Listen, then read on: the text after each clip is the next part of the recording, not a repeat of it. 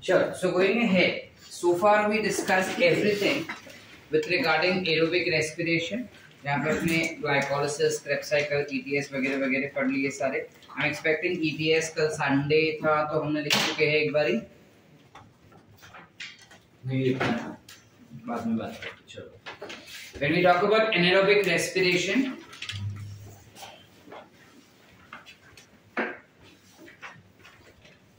Anaerobic respiration 3 step में पूरा होता है, जहां पे उसके अंदर क्रेब्स साइकिल नहीं आएगा.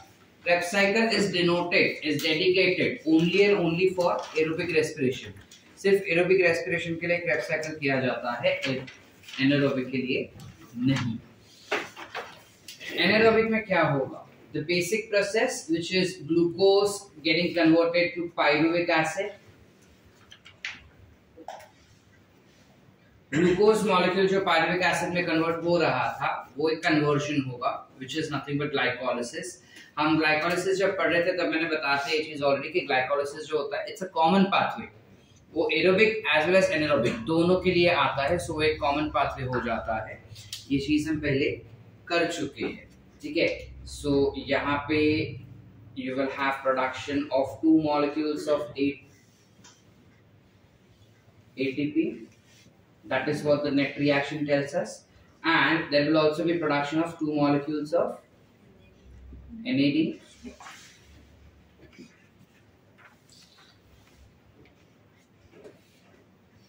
Correct. इसके अलावा पूरे तरह अपन गेले आता half pyruvic acid generally is supposed to get converted into acetyl-CoA. Acetyl-CoA will combine with oxaloacetic acid, and that's how the Krebs cycle begins. Yes or no? Yes. Here what will happen is this pyruvic acid will get converted to acetaldehyde. It will get converted to acetaldehyde. Now when it is getting converted to acetaldehyde, there will be a removal of carbon dioxide. ठीक है. Carbon dioxide निकला तो enzyme का नाम क्या लिख दूंगा मैं? करेक्ट. सो पूरा नाम बताओ. पायरुवेट डीकार्बोक्सिलेज एंजाइम है जो बेसिकली इस रिएक्शन को कैटलाइज करेगा. इस एंजाइम को एक्टिव होने के लिए उसको कुछ बेसिक कोफैक्टर्स चाहिए होते हैं. So the cofactors that it require for getting activated becomes TPP and zinc. TPP क्या होगा? TPP is thiamine. दिख रहा है पीछे? It is thiamine pyrophosphate. ठीक है. Thiamine pyrophosphate is the enzyme that is required, or that is the enzyme that is involved in this particular reaction. Are we clear up till here, beta? Any doubts so far? Thiamine pyrophosphate plus zinc are the 2 cofactors that are required for this reaction to occur. इनके बगैर ये enzyme activate नहीं होगा. वो enzyme activate नहीं हुआ तो by default ये रिएक्शन भी होगा नहीं. सॉर्ट है. Any doubts? Can we go ahead? Acetaldehyde जो अपने को मिला है, it will further get converted to something called as ethanol. Now for aldehyde to get converted into ethanol, hydrogen needs to be added. If I have to add hydrogen, how will I add hydrogen? क्या? Hydrogenation.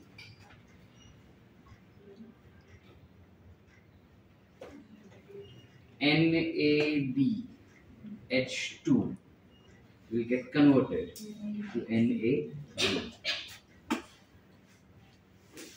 So यहाँ पे जो NADH2 बना था वही NADH2 इधर utilise हो रहा है. ठीक है. 2 NADH2 बना था तो यहाँ पे भी 2 NADH2 यूटिलाइज हो रहा है. Why क्यों सर? 2 पायरुविक एसिड बने थे ना, तो 2 अल्डिहाइड बनेंगे, 2 कार्बन डाइऑक्साइड रिलीज होगा और 2 इथेनॉल मॉलिक्यूल भी बनेंगे. समझ पा रहे कि नहीं समझे? How many molecules are there in ethanol? Carbon molecule. That's the reason decarboxylation took place. Are we clear? That's done. Sort. इतना ही, हाँ हो गया. हमारा काम क्या था? एनारोबिक रेस्पिरेशन में प्रोडक्ट्स क्या मिलते हैं अपने को? 2 ATP, 2 कार्बन डाइऑक्साइड, 2 इथेनॉल. मिल गया ना? हो गया. एनारोबिक रेस्पिरेशन इतना ही है. एनारोबिक रेस्पिरेशन अलग अलग ऑर्गेनिजम्स कर सकते हैं, जिसमें से अपने को गवर्नमेंट टेक्स्ट में बताया है, सॉरी एनसीईआरटी में बता रहा है कि ईस्ट रिस्पॉन्सिबल होता है majority of the time ethanol बनाने के लिए. ठीक है. And anaerobic respiration can also be classified as fermentation. Can also be classified as fermentation. Fermentation term जो आया था, that came up from a term called as fervose, which means bubbling. यानी जब कभी भी फर्मेंटेशन होता है या एनारोबिक रेस्पिरेशन होता है, कार्बन डाइऑक्साइड के बबल्स बनते हैं, और ये जो कार्बन डाइऑक्साइड के बबल्स बनते हैं, वो जो दिख रहा है उस बबल को हम कहते हैं फर्वोस. And that's where the term came as fermentation. तो साइंटिस्ट को ये फर्वोस दिखे, इसलिए उन्होंने इस प्रोसेस का नाम रख दिया फर्मेंटेशन. उन्होंने क्या बोला कि जब कभी भी एनारोबिक रेस्पिरेशन होता है, majority of the time you have fermentation occurring. Why? Because in any kind of anaerobic respiration, most of the time you will have carbon dioxide produced, and that will bring about fermentation. Are we clear? This is one anaerobic respiration जहाँ पे you do not have production of carbon dioxide. ठीक है. यानी ये जो decarboxylation reaction है, ये decarboxylation reaction नहीं होगा. कौन सा है वो पाथवे? जब ग्लूकोज से पायरुविक एसिड बनेगा, पायरुविक एसिड से आगे चल के बनता है lactic acid. You have production of lactic acid. 2 pyruvic acid will combine to form 1 lactic acid, where you will have 2 NADH2 getting converted to NAD. You do not have removal of carbon dioxide. An enzyme that is involved for carrying out this reaction is lactate dehydrogenase. Are we clear बेटा? ये वाला process हमारे muscles में होगा. This entire process will occur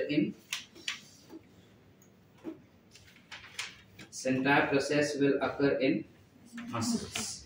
ठीक है. Whereas that entire process will occur in something called as yeast. ठीक है. जनरली ईस्ट ही रिस्पॉन्सिबल होता है फर्मेंटेशन के लिए. क्या होता है पता है कि ईस्ट जो होता है वो फर्मेंटेशन करता है,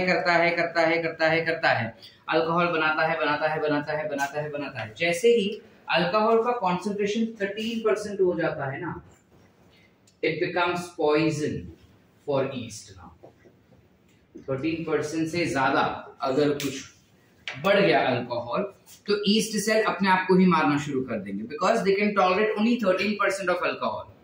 13.1, 13.2, 13.5, 14%, 15% is the percentage या is the concentration of alcohol जहां पे ईस्ट जो है वो अपने आप को ही मारना शुरू कर देता है. समझे? ऋतुजा क्या बोले बेटा? 13% से ज्यादा ईस्ट में अल्कोहल नहीं होता बेटा.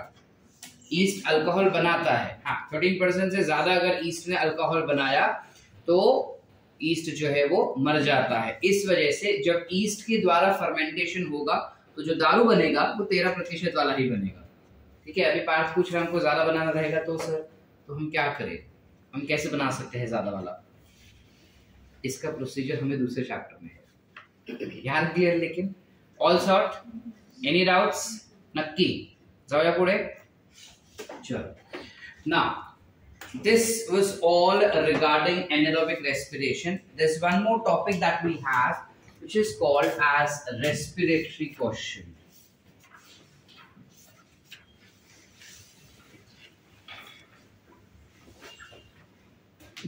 रेस्पिरेटरी क्वेश्चन काय असणार आहे? रेस्पिरेटरी क्वेश्चन म्हणजे वेगवेगळे प्रकारचे सबस्ट्रेट आहेत जे रेस्पिरेशन मध्ये आपण वापरतात. आता हे वेगवेगळे प्रकारचे सबस्ट्रेट आहेत जे रेस्पिरेशन मध्ये आपण वापरतात, ते किती छान है, किती वाइट है, किती how much apt they are, कितना अच्छा है वो एज ए रेस्पिरेटरी सबस्टेट. अगर वो हमको जानना है तो हम उसका रेस्पिरेटरी क्वेश्चन निकालते हैं. ठीक है, which is nothing but the ratio of, it is ratio of oxygen utilized is to या टू कार्बन डाइऑक्साइड इवॉल्व। कितना ऑक्सीजन लिया और कितना कार्बन डाइऑक्साइड जो है वो इवॉल्व हुआ, उसका रेशियो को हम कहेंगे रेस्पिरेटरी क्वोशिएंट। तो अलग अलग केमिकल्स जो रहेंगे, जो सबस्ट्रेट है हमारे पास, हर एक अलग अलग सबस्ट्रेट के रेस्पिरेटरी क्वोशिएंट्स भी अलग अलग होंगे। जब हम कार्बोहाइड्रेट्स का बात करते हैं, किसी भी कार्बोहाइड्रेट को लो, अगर मैं बोलूं specifically let's say glucose molecule का कार्बोहाइड्रेट्स में, ये जनरली 2 ऑक्सीजन मॉलिक्यूल लेता है और 2 कार्बन डाइऑक्साइड रिलीज करता है एट द एंड। तो उसका रेस्पिरेटरी क्वोशिएंट कितना हो गया? 1, ऑल्सो कॉल्ड एज यूनिटी। ठीक है, यूनिटी म्हणजे एकता नाही, यूनिटी म्हणजे 1। ठीक है, so this is said to be one of the quickest source of energy. Are we clear? Yes or no? Yes. फिर अगर मैं प्रोटीन का बात करूं, किसी भी प्रोटीन का लो, उसका रेस्पिरेटरी क्वोशिएंट 1 से हमेशा कम रहेगा। It will always be less than 1, that is 0.9 होता है जनरली उसका। जब हम फैट्स का बात करें, लिपिड्स या फिर फैट्स बोलो, जो एक एग्जांपल अपने को दिया है which is palmitic acid, ये सुना है हमने कभी? पाल्मिटिक एसिड के बारे में। जो पाल्मिटिक एसिड होता है उसका रेस्पिरेटरी क्वोशिएंट में जो कार्बन डाइऑक्साइड वो लेता है, दैट इज 145 ऑक्सीजन मॉलिक्यूल वो लेगा, सॉरी कार्बन डाइऑक्साइड नहीं, oxygen. The oxygen that it takes is 145 molecules of oxygen and it evolves only 105 molecules of carbon dioxide, less than 1 again, which is nothing but 0.7. So किसी भी lipid का respiratory quotient is always 0.7, किसी भी protein का respiratory quotient is always 0.9, किसी भी carbohydrate का respiratory quotient is always 1 and किसी भी ऑर्गेनिक एसिड का, any organic acid you take up, its respiratory quotient will always be more than 1, not equals to, sorry, it will always be more than 1. Are we clear? Yes or no? Yes. Respiratory quotient को प्यार से RQ value भी लिखते हैं। ठीक है, प्यार से भी also called as RQ value. यहाँ तक क्लियर है बेटा? Respiratory quotient is a very easy and simplest topic that we have. इस पर्टिकुलर टॉपिक से तुमको डायरेक्ट क्वेश्चन आएगा कि भाई अगर क्वेश्चन कैसे आ सकता है, इसमें तुमको पूछेंगे कि मैंने एक ऑयल सीड लिया जो ग्रो हो रहा है, अब हमको बताओ कि उस ऑयल सीड का RQ वैल्यू कितना होगा। अब जब मुझे पता कि वो ऑयल सीड का बात कर रहा है, मतलब उसके अंदर ऑयल ही ऑयल है और ऑयल होता है फैट्स, तो उसका RQ वैल्यू कितना हो जाएगा? ठीक है, फिर वो बोलेगा कि मैंने ना बहुत सारा दूध पी लिया है, अब दूध मैंने इतना सारा पी लिया, तो मुझे बताओ कि दूध का RQ वैल्यू कितना होगा। सो दूध इज कॉम्बिनेशन ऑफ ऑल, तो हम क्या लेंगे? Carbohydrate only in that, so you take that one. It depends, actually they will give you a specificity कि हमने पनीर बहुत खा लिया, ठीक है, which paneer is nothing but cottage cheese या कॉटन चीज भी कहते हैं उसको, ठीक है, तो उसके अंदर से हमें कितना RQ वैल्यू होगा। अगर हमने पनीर खाया तो उसका RQ वैल्यू कितना होगा? तो paneer is completely protein, so RQ value will be 1। ठीक है, हमने बहुत ज्यादा पल्सेस खा लिए, ठीक है, अब पल्सेस खा लिए तो उसका RQ वैल्यू कितना होगा? पल्सेस हमको पता है rich in protein, so the RQ value directly comes to, ठीक है। Now then they might ask you that what is the RQ value of oxaloacetic acid? More than 1, because oxaloacetic acid is an organic acid, so its RQ value will be more than 1. ऐसे direct simple questions तुमको आएंगे, ठीक है। इसके अलावा एक चीज खाली हमको और देखना है, which is कि जब कभी भी तुम कोई चीज खाते हो, ठीक है, हमने अब तक जो भी क्रेब्स साइकिल वगैरह सब कुछ जो पढ़ा ना, that was with regarding glucose. Because we said that glucose is the best source, right? Now glucose is the best source is correct, it is true. Glucose जो होता है वो definitely best source होता है, लेकिन ग्लूकोज के best source होने के साथ साथ या इसके अलावा you also have something classified to be as, glucose के अलावा इसके साथ साथ एक और चीज होता है which is fructose. How come sir? हम बात किसका कर रहे हैं? Plants respiration. तो प्लांट्स में ग्लूकोज जो होता है वो हमेशा जब ट्रांसपोर्ट होगा ना बेटा, it is always transported in the form of sucrose. ये चीज दिमाग में गांठ बांध के रखना। अभी तुम इसके बाजू में इधर सुक्रोज लिखोगे। प्लांट्स में जब कभी भी कोई भी शुगर को अगर ट्रांसपोर्ट किया ना फ्लोएम के द्वारा, तो फ्लोएम में शुगर का transport will always be in the form of sucrose, always in the form of. तो अगर मुझे ब्रेक डाउन करना रहेगा तो sucrose has to be broken down, yes और no? And sucrose is composed of what? Glucose plus fructose. तो glucose का तो ग्लूकोज 6 फॉस्फेट एंड टक टक टक, वी नो दैट।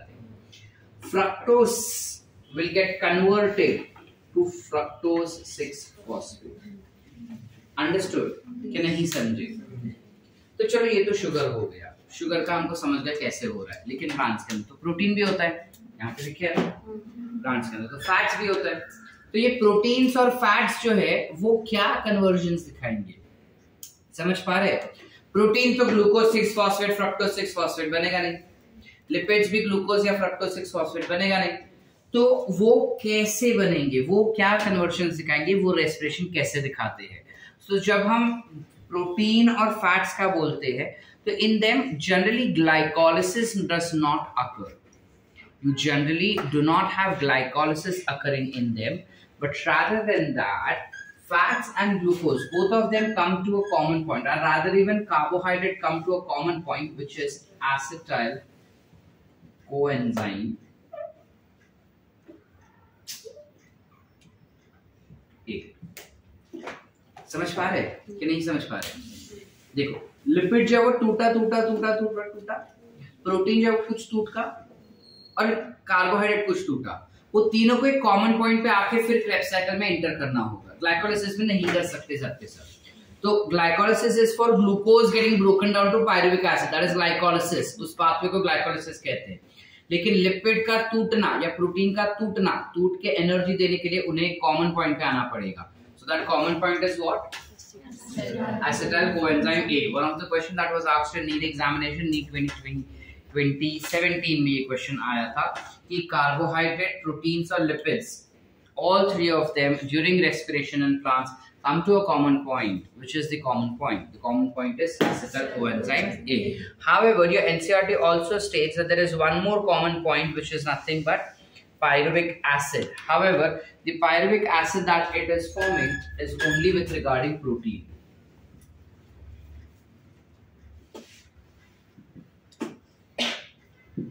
लिपिड्स जो होता है वो एसिटाइल कोएंजाइम ए ही बना सकता है, लेकिन प्रोटीन जो है वो टूट टूट के अपने को पायरुविक एसिड भी दे सकता है या फिर एसिटाइल कोएंजाइम ए भी दे सकता है। समझ पा रहे हैं कि नहीं समझे? ओके ना? यस, क्लियर है? Any doubts?